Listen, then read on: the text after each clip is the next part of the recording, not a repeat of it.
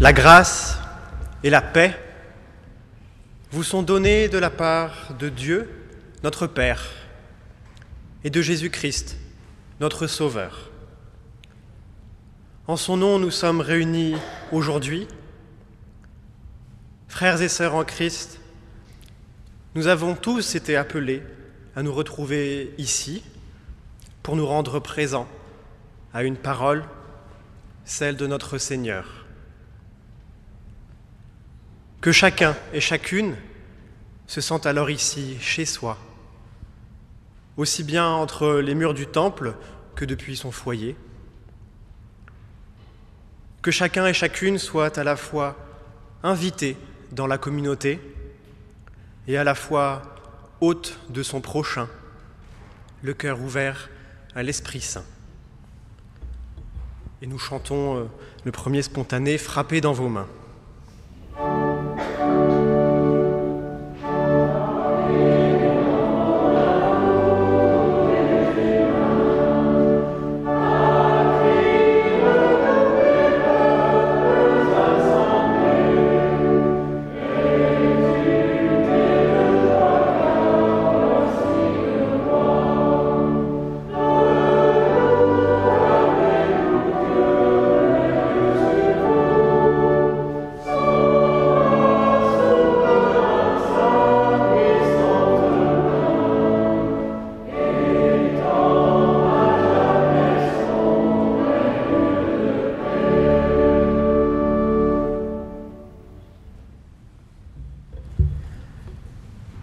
Il y a un temps pour tout, un temps pour toutes choses sous les cieux, nous dit l'Ecclésiaste.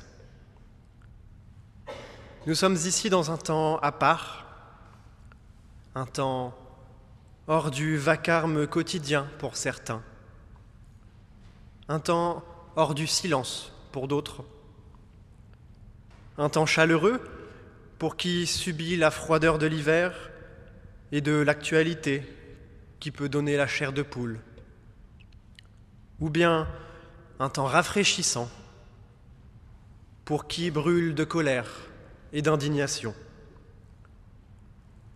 Mais qu'importe la nature de son action sur nous, car en effet, un temps à part nous est offert. Et ce temps-là est un don de Dieu, comme une grande inspiration après avoir manqué d'air. Saisissons-le, cet instant précieux. Saisissons-la, cette bouffée d'air à plein poumon. Prenons cette grande inspiration. Le Seigneur se rend présent à nous. Son souffle nous revigore et nous fortifie. Je vous invite ainsi, dans une joyeuse expiration, à le louer dans la prière.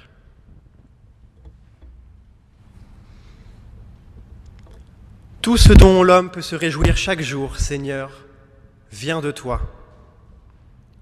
Aux aurores, la majestueuse salutation des montagnes qui nous saignent, le chant des oiseaux quand la lumière matinale point, les lueurs cristallines de la végétation humide recèlent la signature de ta main créatrice.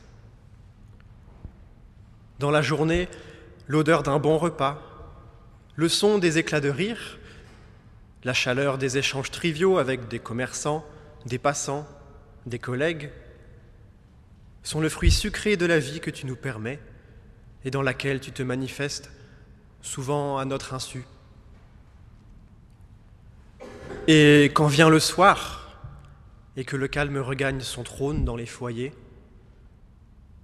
tu nous laisses percevoir un appel qui nous enveloppe. Une invitation aux confidences entre amants, entre frères et sœurs, entre colocataires ou entre amis, et entre toi et nous, Seigneur, juste avant que la lampe ne s'éteigne jusqu'au lendemain. Tu nous donnes d'aimer, de partager, et tu nous unis. De tout cela, Seigneur, nous pouvons nous réjouir, et nos cœurs te louent pour ce don inestimable qu'est chaque jour que tu nous accordes. Et quand au milieu de toutes ces possibilités, le malheur, la désolation, l'angoisse et la mort viennent parfois violemment entacher tous tes bienfaits, toi, Seigneur, tu nous parles toujours. Tu demeures à nos côtés. Et ta main, même si nous pouvons la trouver menaçante dans la confusion, nous est tendue. Pour tout cela, Seigneur, nous te célébrons. Amen. Nous chantons le cantique 4105, nos cœurs te chantent.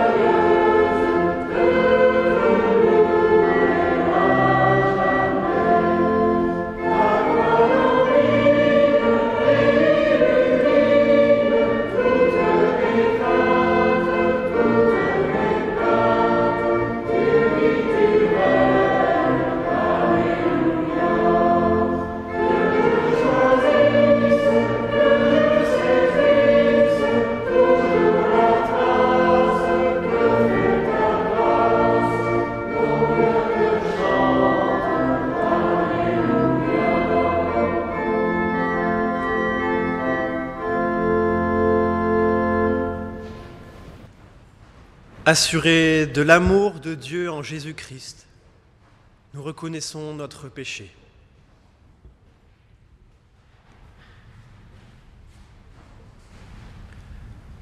Je ne sais pas, Seigneur, quand tu viens dans ma vie. Je t'attends toujours plus tard. Je me perds en préparatifs. Je m'active, je me projette, je me souviens. Parfois, j'imagine le jour de notre face-à-face, alors je compte le temps qui peut raisonnablement m'être encore imparti. Je mesure mes chances, je planifie. Je te relègue au futur, dans le conditionnel de ma mort. Tu deviens un objet déplaçable parmi tous les objets qui encombrent ma vie. Ne permets pas, Seigneur, que je manque le soir, le milieu de la nuit, le chant du coq, le matin, l'instant de ton épiphanie. Ces moments où je jette mon tablier, où je m'assois dans le jardin et où tu convertis mon attente en la joie parfaite de te savoir présent. Amen.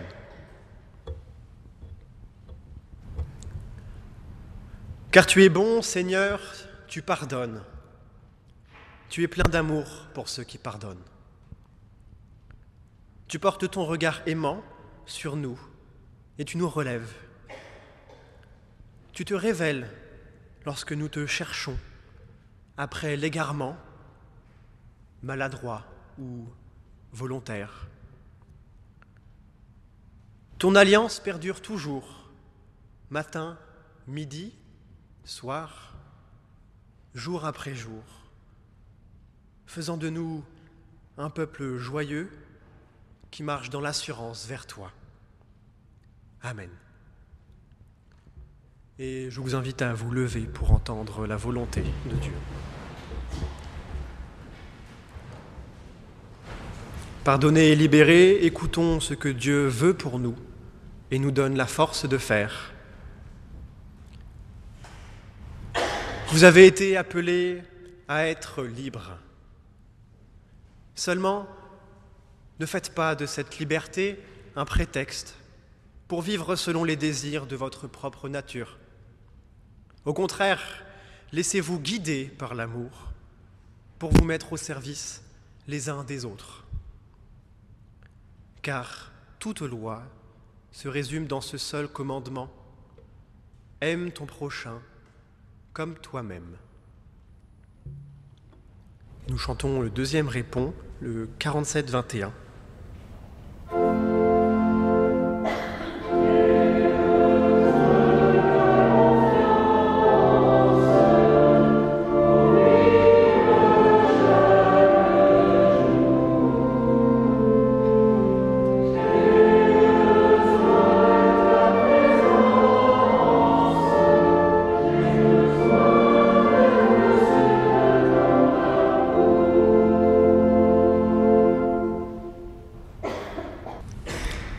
Nous prions Dieu avant de lire les Écritures, afin qu'elles deviennent pour nous paroles de vie.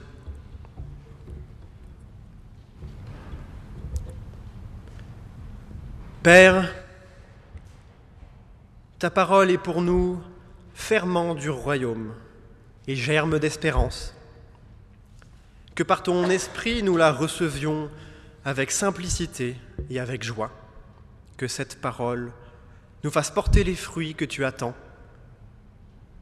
Nous te le demandons par Jésus-Christ, notre Seigneur. Amen. Voilà, les textes qui vont vous être lus sont des extraits des chapitres 14, 15 et 19 du livre de Jérémie. La parole du Seigneur fut adressée à Jérémie à l'occasion de la sécheresse. La population de Juda est en deuil. Ses villes tombent en ruine. Elle est sombre, assise par terre. La plainte de Jérusalem s'élève vers les cieux. Les maîtres envoient leurs employés à la corvée d'eau. Ceux-ci arrivent aux citernes. Ils les trouvent à sec et reviennent déçus, consternés, la tête basse, les récipients vides. Les paysans sont consternés. Ils n'osent pas lever les yeux, tant le sol est craquelé par manque de pluie. Dans la campagne, la biche abandonne le petit qu'elle vient de mettre bas, car il n'y a plus un brin d'herbe. Les ânes sauvages s'arrêtent sur les hauteurs dénudées. Ils flairent le vent comme des chacals. Leur regard s'épuise à chercher de l'herbe alors qu'il n'y en a plus. Même si nos fautes sont accablantes, c'est vrai, toi, Seigneur, fais quelque chose. Ton honneur est en jeu. Nous t'avons souvent trahi. Nous sommes coupables envers toi. Le Seigneur me dit: ne m'adresse aucune demande en faveur de ces gens. S'ils jeûnent, je n'écouterai pas leurs supplications.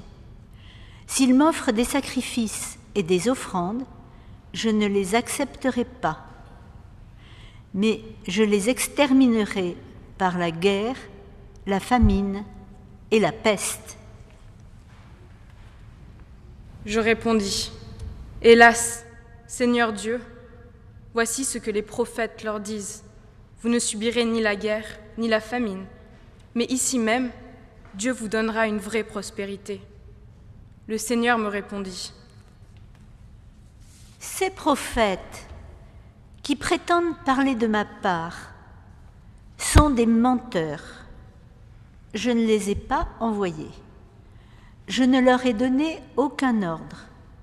Je ne leur ai rien dit. Ce qu'ils vous annoncent, ce ne sont que de fausses révélations, des prédictions de pacotille, des interventions trompeuses. C'est là ce que tu devras leur dire.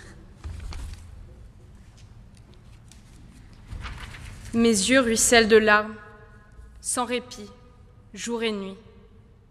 Car mon pauvre peuple a subi un grand désastre. Sa blessure est vraiment incurable. Si je sors dans les champs, je ne vois que des morts, victimes de la guerre. Si je rentre en ville, je ne vois que des morts, victimes de la faim. Les prophètes et les prêtres eux-mêmes sillonnent le pays, sans rien comprendre. Seigneur, as-tu vraiment rejeté Juda? Es-tu dégoûté de Sion? Pourquoi nous infliges-tu des blessures inguérissables? Nous avions l'espoir que la paix reviendrait, mais il n'arrive rien de bon. Nous attendions le moment où nos souffrances seraient guéries, mais voici la terreur. Seigneur, nous savons que nous avons mal agi. Nous reconnaissons les torts de nos ancêtres. Nous sommes coupables envers toi. Il en va de l'idée même qu'on se fera de toi. Ne méprise pas ton trône glorieux. Souviens-toi. Pense à ton alliance avec nous. Ne la romps pas. Parmi les faux dieux des peuples environnants, en existe-t-il un capable de faire tomber la pluie? Est-ce les cieux qui donnent les averses? N'est-ce pas toi, Seigneur notre Dieu? En tout cas, c'est en toi que nous mettons notre espoir. C'est toi qui fais tout cela. Le Seigneur me dit: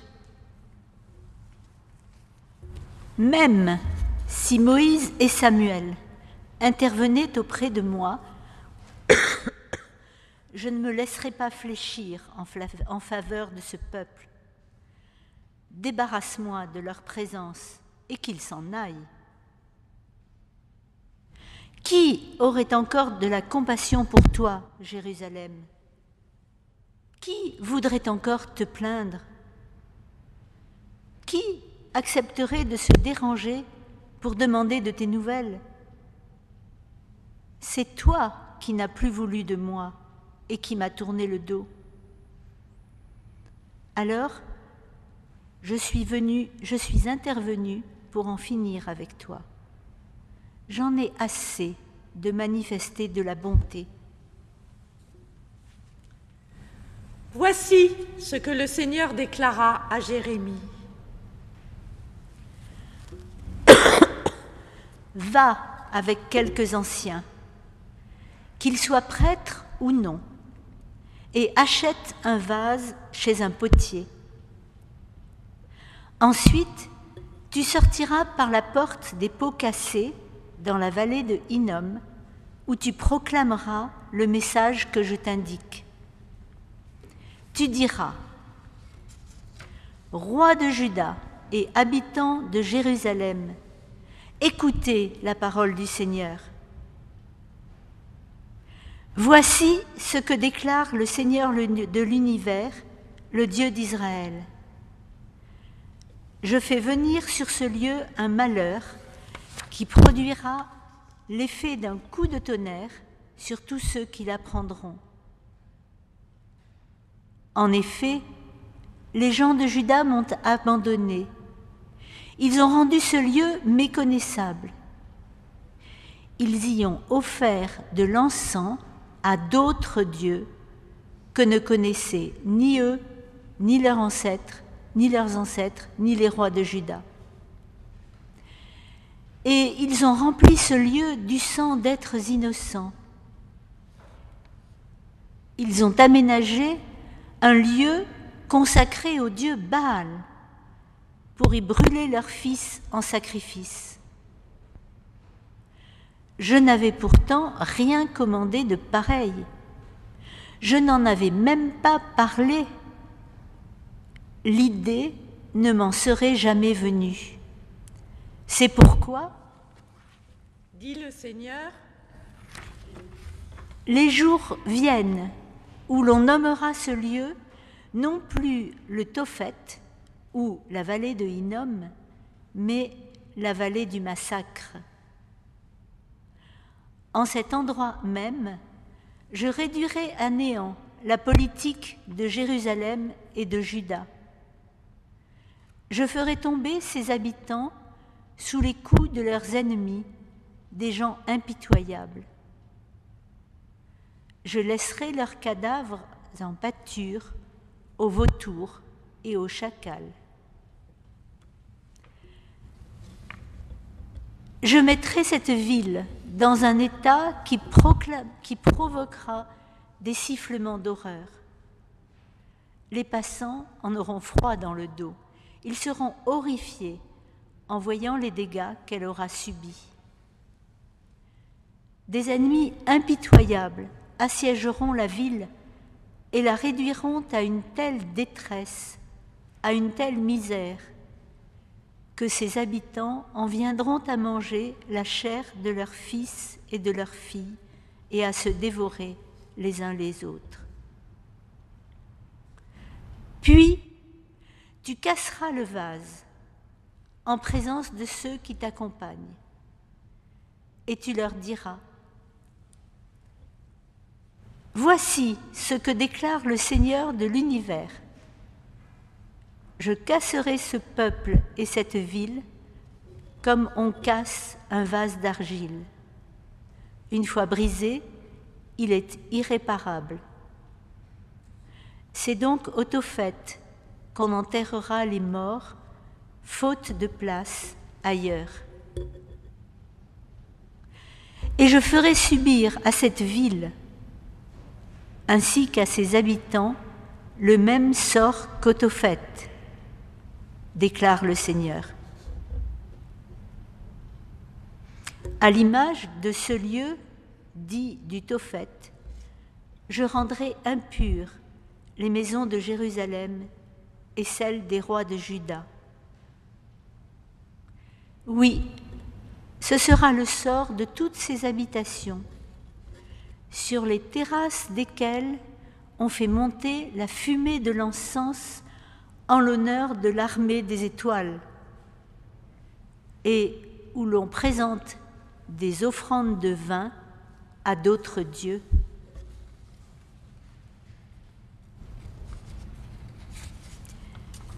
Seigneur, ta parole est vérité, garde-nous dans ta vérité.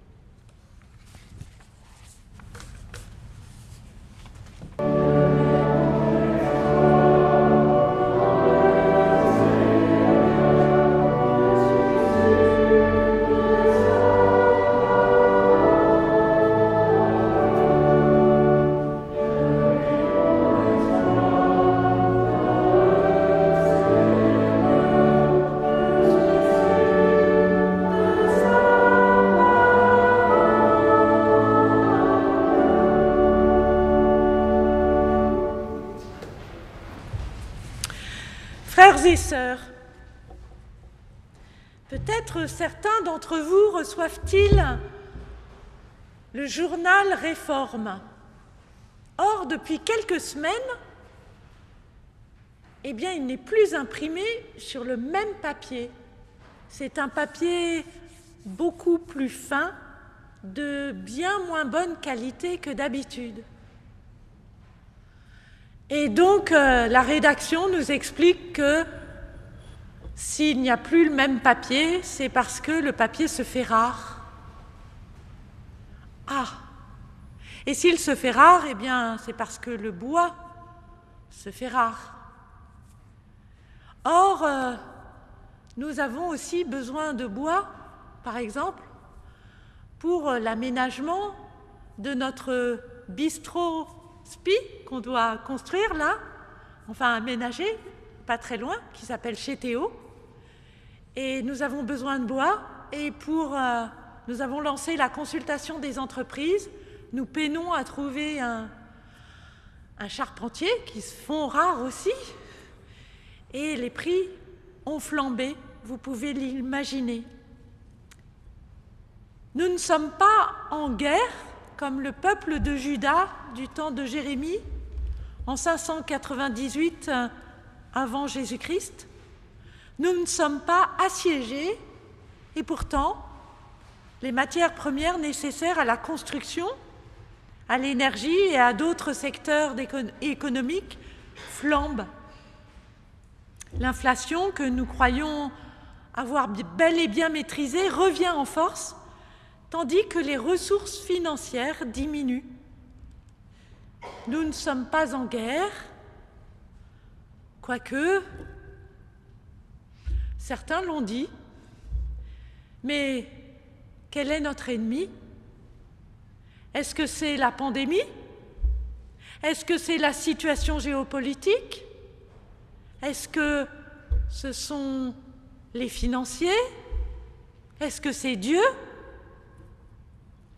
Le moral des Français est en berne. L'angoisse est forte. Les politiciens en campagne attisent les peurs pour se poser en sauveurs. Ils arrivent avec des solutions toutes trouvées. Ah, c'est l'exclusion, ce sont les immigrés qui nous piquent le boulot et le pain.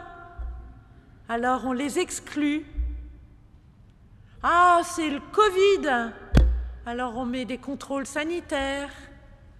Ce sont les gilets jaunes, ce sont aussi le banditisme, ce qui se passe, l'insécurité, et donc on envoie des policiers. C'est la crise. Alors on parle évidemment du fameux miracle de la croissance. Ou bien alors c'est la catastrophe sanitaire ou climatique, et là on invoque bien sûr le miracle technologique et la science. Le manque nous insupporte quand notre avidité ne cesse de croître.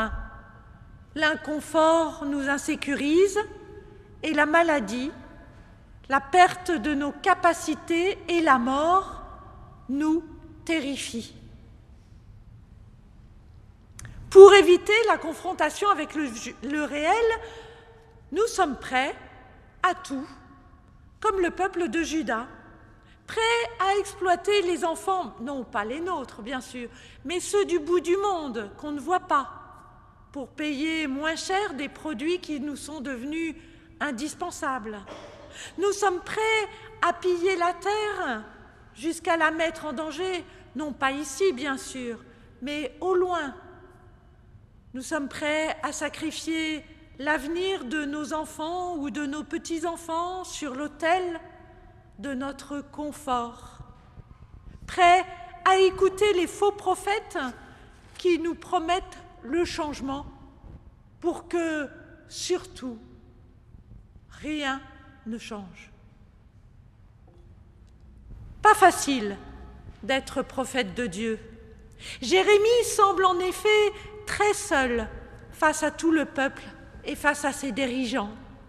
Certes, il bénéficie bien de quelques protections royales dues au rang de conseiller du roi qu'il occupait du temps du réformateur Josias, mais ce n'est plus guère suffisant pour éviter les colibés et les ennuis avec la police, car Jérémie a des ennuis. Il est considéré comme un collaborateur. Ben oui. Jusqu'à présent, ceux qui dominaient la région, c'était l'Égypte. L'Égypte assurait une espèce de protection, moyennant quoi, eh bien, les peuples asservis lui devaient de l'argent, lui devaient des corvées, etc. Et d'un seul coup, dans toute la région, le pouvoir bascule. Le pouvoir bascule aux mains d'un petit nouveau qui s'appelle Nabuchodonosor. Les habitants de Juda, les gouvernants, le roi Joachim, ont décidé qu'ils ne pouvaient rester sous la domination de Nabuchodonosor.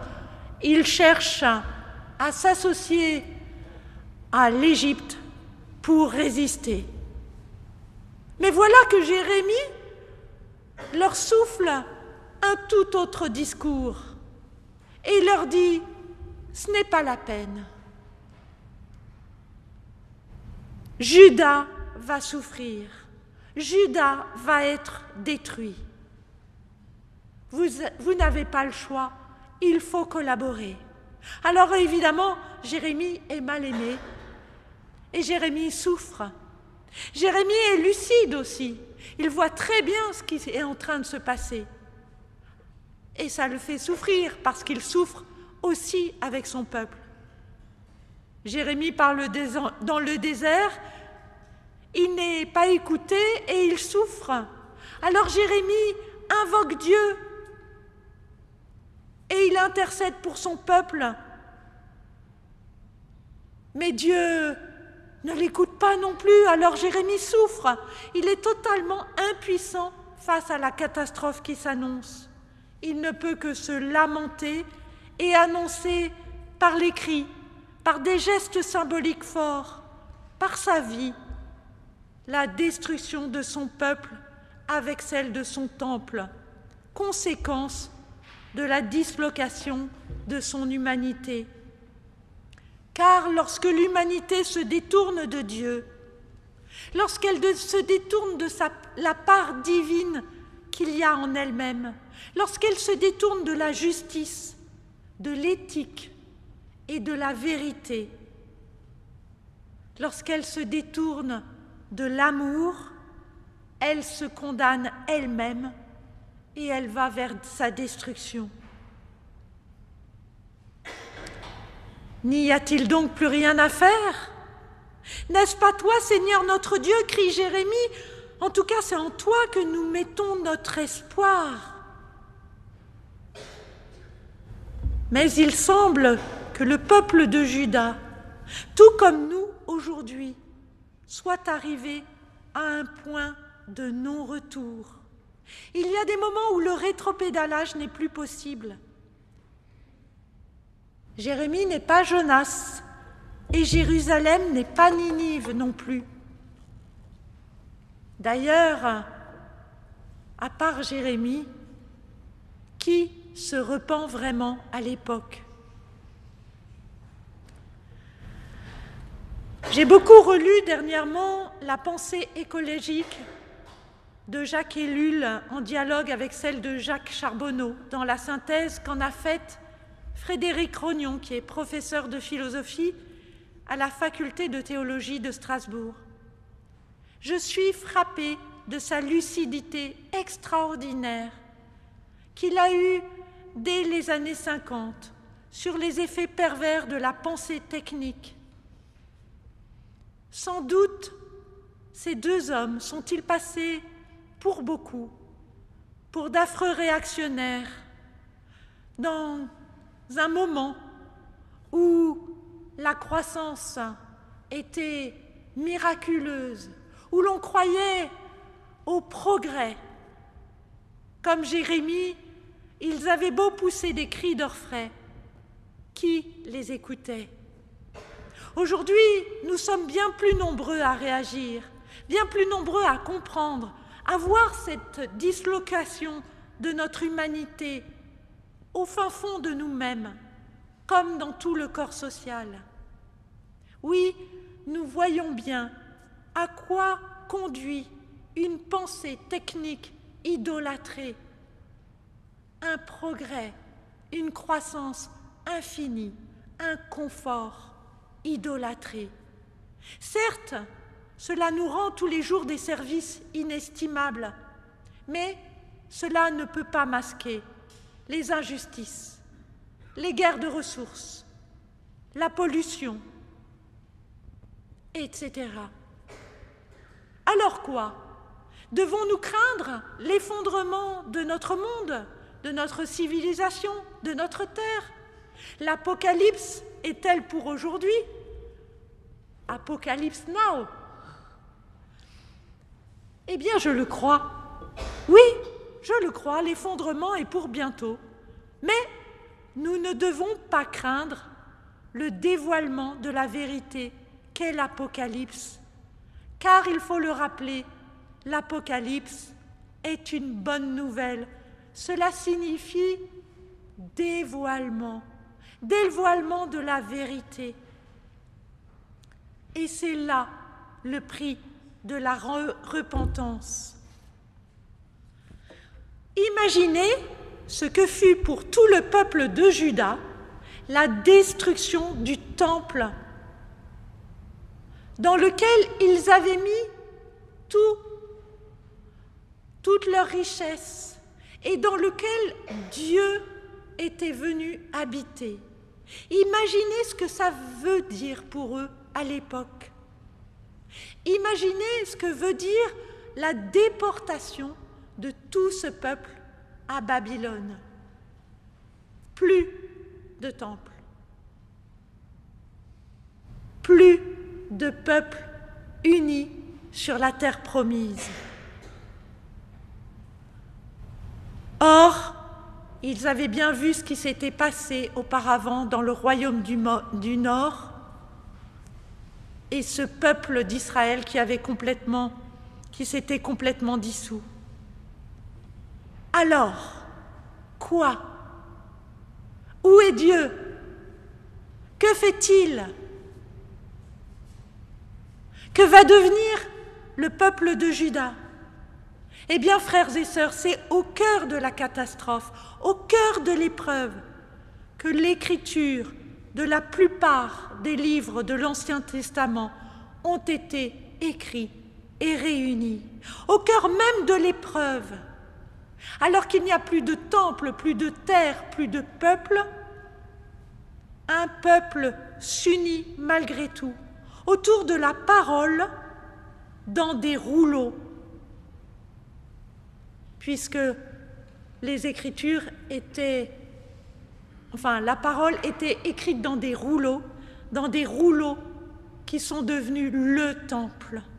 Un temple portatif, un temple que l'on pouvait reproduire. Ainsi, ce peuple déporté découvre que le Seigneur les accompagne, quoi qu'il arrive. Dans la persécution, la déportation, comme dans la diaspora, le Seigneur se fait proche de chacun et la parole lue dans la Bible, avec les rites et les coutumes, les tient unis, en communion. C'est au cœur de l'épreuve même que Dieu vient se révéler et que l'espérance renaît. Alors, frères et sœurs, si notre continuelle intercession auprès du Père est nécessaire, si notre action auprès des déshérités du monde est plus que jamais indispensable, ce n'est pas pour nous éviter la croix, mais pour nous donner la force de nous y confronter, pour ne pas craindre que notre monde se disloque comme la cruche de Jérémie. Alors, et je cite maintenant Michel Coast, lorsque, courbant sous la croix de nos jours, et quelquefois tombant, lorsque pleurant, criant devant la croix du monde, et quelquefois hurlant, nous serons tentés de blasphémer, de fuir, ou seulement de nous asseoir.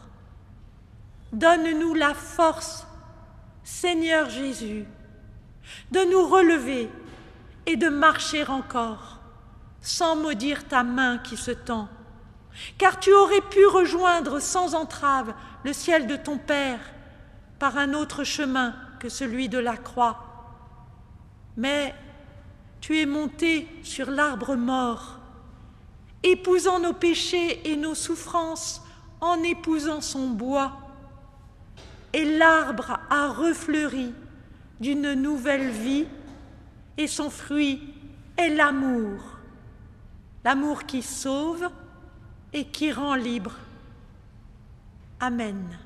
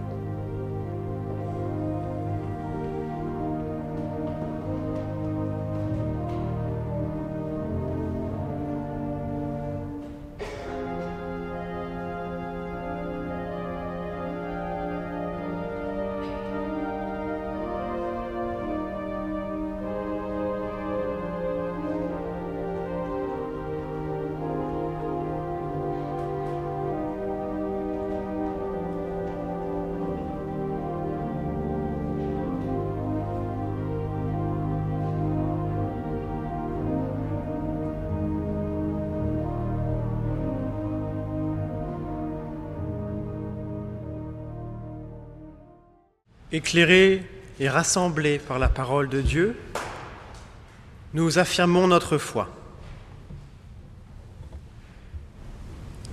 Nous croyons en Dieu, malgré son silence et son secret. Nous croyons qu'il est vivant. Malgré le mal et la souffrance, nous croyons qu'il a fait le monde pour le bonheur de la vie. Malgré les limites de notre raison et les révoltes de notre cœur, nous croyons en Dieu.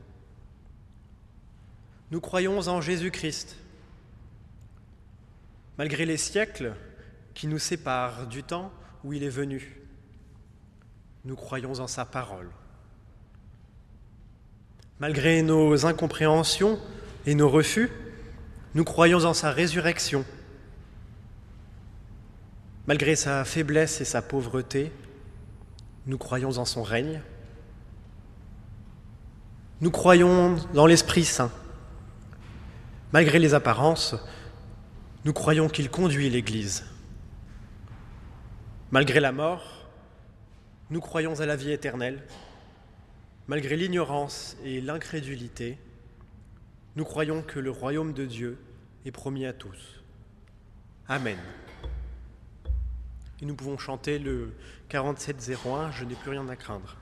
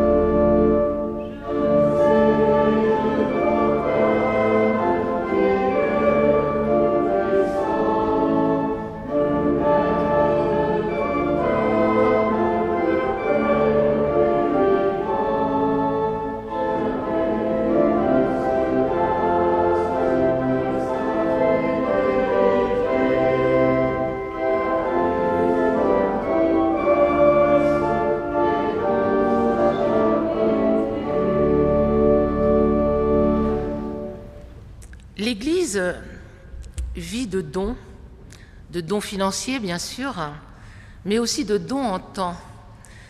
Vous pouvez peut-être donner 1 heure par semaine, 2 heures par mois. Vous savez que si on n'avait pas ce don en temps de nos bénévoles, de vous qui êtes là présents, eh bien ça serait bien compliqué. Mais le don financier est aussi très important et je vous invite à participer à l'offrande. Merci.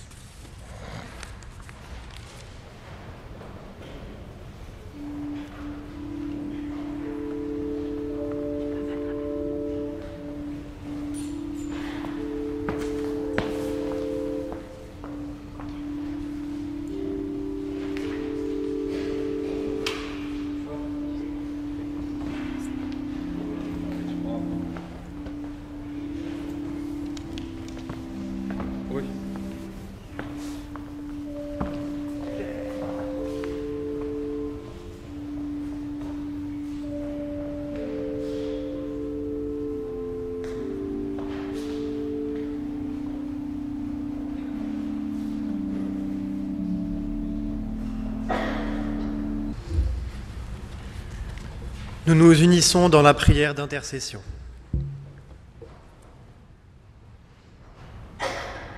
Père, Nous te prions pour ceux et celles dont l'espoir s'amenuise, dont la joie se tarit, ceux qui voient en chaque jour que tu donnes un fardeau à porter, ceux qui perçoivent le temps comme une prison aux barreaux épais. Donne-leur à voir, Seigneur, la beauté d'instants spéciaux, la valeur des êtres et de la création qui les entoure. Nous te prions pour les personnes dont le quotidien est bouleversé par la maladie, par la mort, par l'irruption de souffrances profondes. Veille sur eux, Seigneur, demeure à leur côté et avec leurs proches. Nous te prions pour les personnes pour qui tout semble perdu, ceux qui doivent traverser des mers avaleuses d'hommes pour trouver un refuge, ceux dont les maisons s'effondrent sous les bombes, pleurant des briques sur des innocents, ceux qui voient leur récolte réduite à néant à cause de la folie humaine qui malmène la planète que tu nous as confiée. Montre-leur ton visage, Seigneur, et console-les. Nous te prions enfin pour ton Église et pour cette paroisse. Puisse ton esprit nous unifier et nous accompagner chaque jour. Fais de nous tes serviteurs joyeux, des émissaires de ta justice et de ta paix. Donne-nous l'audace d'être chrétiens, la force de marcher dans tes pas. Rien n'égale la douceur de ton amour, Seigneur. Répands-le alors sur tous ceux qui t'appellent, à toute heure du jour et de la nuit. Et comme Jésus l'a enseigné à ses disciples, nous te disons, Notre Père qui es aux cieux, que ton nom soit sanctifié, que ton règne vienne, que ta volonté soit faite sur la terre comme au ciel. Donne-nous aujourd'hui notre pain de ce jour. Pardonne-nous nos offenses, comme nous pardonnons aussi à ceux qui nous ont offensés. Ne nous laisse pas entrer en tentation, mais délivre-nous du mal, car c'est à toi qu'appartiennent le règne, la puissance et la gloire, au siècle des siècles. Amen. Je vous invite à vous lever pour recevoir l'envoi et la bénédiction.